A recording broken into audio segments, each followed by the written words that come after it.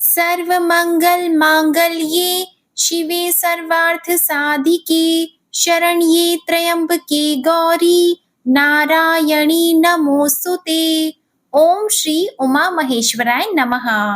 आप सभी को सावन मास के पहले मंगला गौरी व्रत की हार्दिक शुभकामनाएं। आज सावन मास का मंगलवार है और सावन मास के प्रत्येक मंगलवार को माँ मंगला गौरी का व्रत रखा जाता है। आज के दिन मंगला गौरी व्रत की कथा को सुनने से पति को लंबी आयु और संतान प्राप्ति होती है। इस व्रत को करने से माता पार्वती सदा सौभाग्यवती रहने का आशीर्वाद प्रदान करती है। तो आइए बड़ी ही श्रद्धा और भक्ति के साथ माँ मंगला गौरी की बड़ी ही दुर्लभ कथा को सुनिए। एक गांव में एक बुढ़िया माई रहती थी। बुढ़िया माई का एक बेटा था जिसका नाम भोला था। उसकी एक सुंदर पत्नी थी जिसका नाम रूपा था। भोला अपनी माँ का बहुत ख्याल रखता था। बहू बहुत सीधी सादी थी, लेकिन बुढ़िया माई दिन रात बहू से झगड़ा करती थी। एक दिन बुढ़िया माई ने घर आकर बताया, बहू सुन, मैं शिवजी के मंदिर से आ रही हूँ। वहाँ सब बातें कर रहे थे कि यदि सावन मास के सोमवार का व्रत करके अगले दिन मंगलवार को मंगला गौरी व्रत किया जाए तो भोले बाबा और माता पार्वती की कृपा से तुझे बेटा हो सकता है। तब रूपा ने कहा, लेकिन माँ जी, मैं तो केवल सोमवार का व्रत करती हूँ। ठीक है, अब आप कह रही हैं तो इस बार मैं दोनों व्रत करूंगी। बुढ़िया माई केवल उसे परेशान और भूखा रखने के लिए यह सब कह रही थी। उसने आगे कहा, अरे ऐसे व्रत नहीं करना है। दोनों दिन कुएं से 7 घड़े पानी लाकर शिवलिंग पर चढ़ाना है। रूपा यह सुनकर परेशान हो गई और उसने कहा, माँ जी, मैंने तो यह सब करते किसी को नहीं देखा है। यह सुनकर बुढ़िया माई को क्रोध आ गया। उसने कहा, मैं क्या झूठ बोल रही हूँ? यह केवल संतान प्राप्ति का उपाय है जो तुझे करना ही पड़ेगा। यह सुनकर रूपा चुप हो जाती है। कुछ दिन बाद सावन का महीना शुरू होता है। रूपा ने पहले सोमवार को सुबह पूजा पाठ शुरू कर दिया और 7 घड़े पानी कुएं से भरकर शिवजी पर चढ़ा दिया। कुआं मंदिर से काफी दूर था, इसलिए उसे काफी समय लग गया। यह सब करने में शाम हो गई। जब रूपा वापस आई तो देखा भोला बहुत गुस्से में घर के बाहर बैठा है। रूपा के पूछने पर उसने गुस्से में कहा, कहाँ चली गई थी? इतनी देर लगती है जल चढ़ाने में। घर में मेरी माँ भूखी बैठी है और तू घूम घूम कर पूरा गांव देख रही है। यह कहकर भोला ने उसे मारा। रूपा मार खाकर बिना कुछ खाए सो गई। अगले दिन उसकी सास ने कहा, बहू आज फिर से तुझे जल चढ़ाना है। यह सुनकर रूपा ने कहा, माँ जी, कल से मैंने कुछ नहीं खाया है और इनकी मार से मेरा पूरा शरीर दुख रहा है। आज मैं कलश कैसे उठा पाऊंगी? यह सुनकर बुढ़िया ने कहा कि कुछ भी कर, लेकिन यह तो तुझे करना ही पड़ेगा। रूपा पूजा करने के लिए मंदिर में चली गई और पूजा करने के बाद वह कुएं पर आई। बड़ी मुश्किल से उसने पहला कलश भरा और चल दी, लेकिन कुछ दूर चलने पर वह गिर पड़ी और उसका मटका भी टूट गया। रूपा एक पेड़ के नीचे बैठकर रोने लगी। तभी वहां एक साध्वी आई और उसने कहा, बेटी क्यों रो रही हो? तो रूपा ने रोते हुए सारी बात बता दी। उसकी बात को सुनकर साध्वी ने कहा, बेटी तो एक काम कर, एक लोटा जल ले और उसमें से 7 बार थोड़ा थोड़ा जल शिवजी पर चढ़ा देना और घर जाकर अपनी सास से कहना, मैंने जल चढ़ा दिया। रूपा ने कहा, लेकिन यह तो झूठ होगा और मेरा मटका भी टूट गया है। तब साध्वी ने कहा, यह ले लोटा, इसमें जल भरकर चढ़ा दे और इसे घर ले जाना, लेकिन छिपाकर रख देना। रूपा ने बिल्कुल ऐसा ही किया। दोपहर को वह घर पहुंच गई। बुढ़िया माई के पूछने पर उसने वही बता दिया जो उस साध्वी ने बताया था। शाम को माँ मंगला गौरी की पूजा कर उपवास पूरा किया।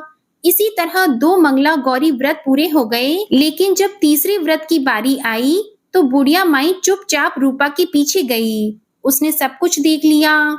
बुढ़िया माई ने घर आकर अपने बेटे को सब बता दिया। भोला ने फिर रूपा को मारने के लिए जैसे ही हाथ उठाया, तब माता पार्वती प्रकट हो गई और उन्होंने कहा, रुक जा भोला, यह सुनकर भोला रुक गया। बुढ़िया माई माँ पार्वती के पैरों में गिर गई। भोला भी माँ से माफी मांगने लगा। माँ पार्वती ने कहा, माफी मांगनी है तो इससे मांग जो तेरे और तेरी माँ के जुल्म सहकर भी पत्नी धर्म निभा रही है। भोला ने रूपा से माफी मांगी। बुढ़िया माई ने कहा, बेटी मुझे माफ कर दे, तुझे परेशान करने के चक्कर में मैंने यह सब कहा था। रूपा ने कहा, इस संसार से मेरा मन भर गया है, आप मुझे अपने साथ ले चलिए।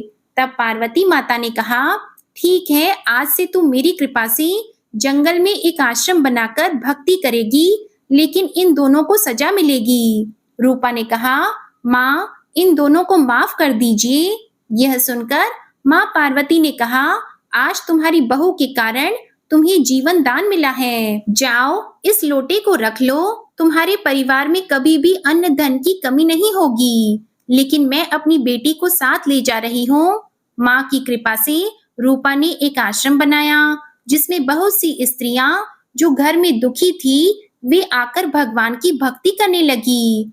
बोलिए माँ मंगला गौरी की जय। बोलिए शंकर पार्वती भगवान की जय। अब सुनिए माँ मंगला गौरी की दूसरी पौराणिक कथा। एक समय की बात है, एक शहर में धर्मपाल नाम का एक व्यापारी रहा करता था। उसकी पत्नी बहुत सुंदर थी और उसके पास बहुत सारी धन संपत्ति थी, लेकिन उनके कोई संतान न होने के कारण वे दोनों पति पत्नी बहुत दुखी रहा करते थे। बहुत पूजा पाठ करने के बाद आखिरकार उनके घर में एक पुत्र का जन्म हुआ, लेकिन उस पुत्र के जन्म के साथ ज्योतिषियों ने कहा कि वह अल्प आयु है और 16 वर्ष का होते ही सांप के काटने से उसकी मृत्यु हो जाएगी। ज्योतिषियों की यह बात सुनकर पति पत्नी बहुत दुखी हो गए, लेकिन उन्होंने इसे अपने पुत्र का भाग्य मान लिया। उन्होंने 16 वर्ष की आयु से पहले ही अपने बेटे का विवाह एक सुकन्या से कर दिया। उस कन्या की माता माँ मंगला गौरी का व्रत रखा करती थी और उसने अपनी पुत्री को भी विवाह के बाद सुखी जीवन के लिए माँ मंगला गौरी का व्रत रखने की सलाह दी थी। विवाह के बाद कन्या ने ससुराल आकर विधि विधान से माँ मंगला गौरी का व्रत किया और माँ गौरी की पूजा की, जिसके परिणाम स्वरूप उसे अखंड सौभाग्यवती होने का आशीर्वाद प्राप्त हुआ और उस सेठ धर्मपाल के पुत्र की आयु भी बढ़ गई। उसे दीर्घायु होने का आशीर्वाद भी मिल गया। इस कारण से मंगला गौरी व्रत की मान्यता और अधिक बढ़ गई। माना जाता है कि तभी से मंगला गौरी का व्रत रखा जाने लगा। इस व्रत के पुण्य प्रभाव से अखंड सौभाग्य की प्राप्ति होती है। संतानहीनों को संतान सुख प्राप्त होता है। प्रेम से बोलिए माँ मंगला गौरी की जय। ओम नमः शिवाय। अब सुनिए माता पार्वती और भगवान शिव की विवाह की कथा। एक बार माता सती के पिताजी ने भगवान शिव का घोर अपमान किया। इससे दुखी होकर माता सती हवन कुंड में कूदकर अपनी जान दे दी और उसमें भस्म हो गई। माता सती ने मरते समय शिवजी से यह वर मांगा कि हर जन्म में आप ही मेरे पति हों।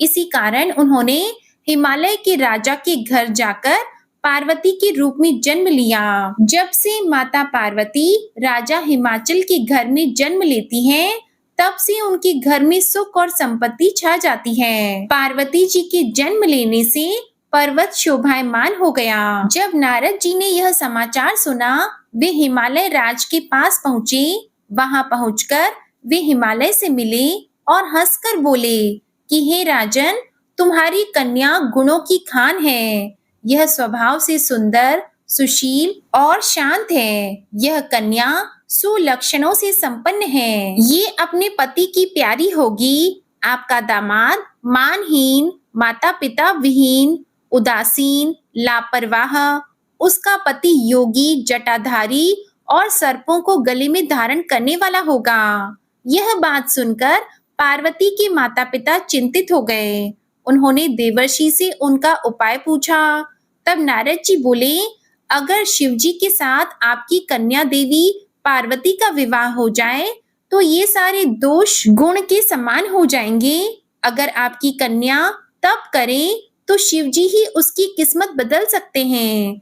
तब यह सुनकर पार्वती जी की माँ विचलित हो गईं। उन्होंने पार्वती जी के पिता से कहा, आप अनुकूल घर में ही अपनी पुत्री का विवाह करिएगा, क्योंकि पार्वती मुझे प्राणों से भी अधिक प्रिय है। पार्वती को देखकर माता मैना का गला भर गया।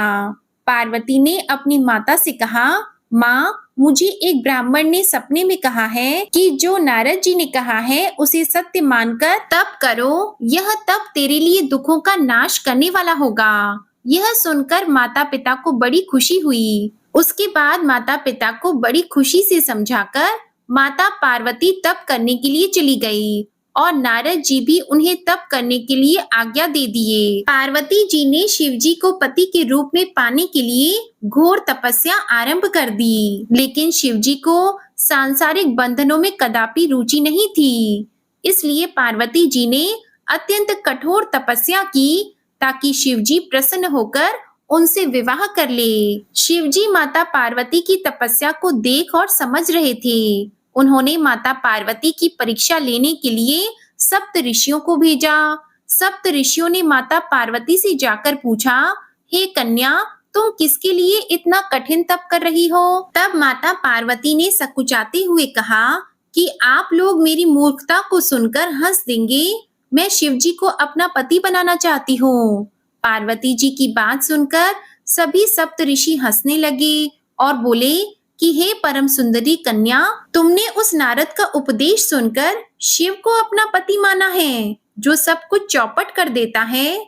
उस नारद की बातों पर विश्वास करके तुम ऐसा पति चाहती हो जो स्वभाव से गुणहीन, उदासीन, निर्लज, बुरी भेष वाला, बिना घर वाला, नंगा और शरीर पर नागों को धारण करने वाला है। ऐसे वर के मिलने से कहो तुम्हें क्या सुख मिलेगा? हे कन्या, हमारी तो यही राय है कि तुम अभी के अभी यह तप छोड़कर अपने राजमहल को जाओ और अपने पिता से कहकर एक सुयोग्य राजकुमार से विवाह करो और सुखपूर्वक जीवन व्यतीत करो। हमारा कहना मानो, हमने तुम्हारे लिए बहुत अच्छा वर चुना है। हमने तुम्हारे लिए वह वर चुना है जो लक्ष्मी के स्वामी और वैकुंठपुरी का रहने वाला है। तब पार्वती जी उनकी बात सुनकर बोली, हे ऋषिवर, मेरा हट पर्वत के समान मजबूत है। मैं अपना यह जन्म शिव के लिए हर चुकी हूँ। मेरी तो करोड़ जन्मों तक यही जिद रहेगी। पार्वती की यह बात सुनकर सप्त ऋषि बोले, आप माया हैं और शिव भगवान हैं। आप दोनों समस्त जग के माता पिता हैं। हमने भगवान शिव के कहने पर आपकी परीक्षा ली है। हे देवी, हमें क्षमा करना। यह कहकर सप्त ऋषि माता पार्वती को प्रणाम करके वहां से चले गए। अब देखिए, वह सप्त ऋषि भगवान शिव के पास जाकर सारी व्यथा को सुनाते हैं। तब भगवान शिव ने निर्णय लिया कि मैं स्वयं जाकर पार्वती की एक बार परीक्षा अवश्य लूंगा। अब क्या था, वर्षों तपस्या करने के बाद एक दिन पार्वती जी के पास एक ब्रह्मचारी आया। ब्रह्मचारी तपस्विनी पार्वती के अग्र स्वीकार करने से पूर्व बोल उठा, तुम्हारे जैसी हे परम सुंदरी, तुम्हारे जैसी कुमारी क्या तपस्या करने के योग्य है? मैंने दीर्घ काल तक तप किया है, चाहे तुम मेरा आधा या पूरा तप ले लो, किंतु तुम इतनी कठिन तपस्या मत करो।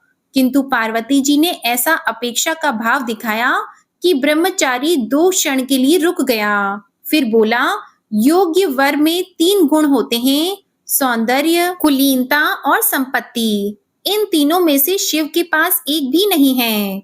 नीलकंठ, त्रिलोचन, जटाधारी, विभूति पोते, सांप लपेटे, शिव में तुम्हें कहाँ सौंदर्य दिखता है? उनके संपत्ति का तो कहना ही क्या, नग्न रहते हैं, चमड़ा लपेटे रहते हैं। कोई नहीं जानता कि उनकी उत्पत्ति कैसे हुई है, उनके माता पिता कौन हैं। अब देखिए, ब्रह्मचारी पता नहीं क्या क्या कहता रहा, किंतु अपने आराध्य की निंदा माता पार्वती जी को अच्छी नहीं लगी, इसलिए वे अन्यत्र जाने को उठ खड़ी हुई। तब शिव जी उनकी निष्ठा देखकर ब्रह्मचारी रूप त्याग कर प्रसन्न होकर उन्हें विवाह करने का वरदान देते हैं। माता पार्वती अपने तप को पूर्ण होते देखकर घर को लौट आई और अपने माता पिता से सारा वृतांत कह सुनाया। अपनी दुलारी बेटी की कठोर तपस्या को फलीभूत होता देखकर माता पिता के आनंद का ठिकाना ही नहीं रहा। उधर शंकर जी ने सप्त ऋषियों को विवाह का प्रस्ताव लेकर हिमवान के पास भेजा और इस प्रकार विवाह की शुभ तिथि निश्चित हो गई। सप्त ऋषियों द्वारा विवाह की तिथि निश्चित कर दिए जाने के बाद भगवान शंकर जी द्वारा सारे देवताओं को विवाह में सम्मिलित होने के लिए आदर पूर्वक निमंत्रण दिया और अपने गणों को बारात की तैयारी करने का आदेश दे दिया। वीरभद्र आदि गणों के अध्यक्ष अपने अपने गणों को साथ लेकर चल पड़े। सभी ने रुद्राक्ष के आभूषण पहन रखे थे। सभी के शरीर पर उत्तम भस्म पुती हुई थी। इन गणों के साथ शंकर जी के भूतों पे तो पिशाचों की सेना भी आकर सम्मिलित हो गई। इसमें डाकिनी, शाकिनी, बेताल, ब्रह्म राक्षस आदि भी शामिल हुए।